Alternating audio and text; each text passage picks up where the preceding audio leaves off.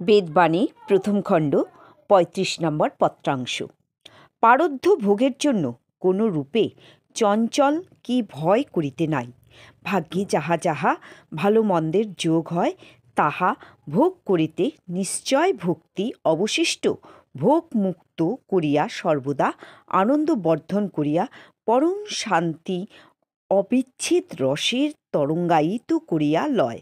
অতএব সর্বদা যখন যেমনই অবস্থার উদয় হোক না কেন সহিষ্ণুতার দ্বারা সর্বদা সহ্য করিয়া লইবেন। সর্বদাই ভগবৎ সেবার জন্য দৃঢ় আলিঙ্গন শক্তির বৃদ্ধির জন্য চেষ্টা করিবেন। ৩৬ নম্বর পত্রাংশ। এই সংসারে আশ্রয় পাইলে মুক্তির অভাব থাকে না। যথাসাধ্য কর্মে সাধ্য সাধন করিয়া গুরু কৃপার দীপন হইয়া থাকে। উপাদান ভেদে শরীর গঠিত অনুসারে স্বভাব পায়, তদ্বারা ক্রিয়াকর্ম চলিয়া থাকে। ইহার নিবৃত্তির জন্যই আশ্রয় প্রয়োজন হইয়া থাকে। স্বভাব অনুসারে গুরুপদিষ্ট কার্য যথাসাধ্য করিবেন। ৩৭ নম্বর পত্রাংশ। সংসার মায়াময়, কেবল কর্তৃত্বাভিমানেই মুগ্ধ।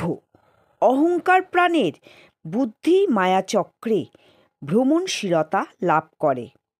সুখ দুঃখ যাহার যাহার ভাগ্যবশতই লাভ হয়।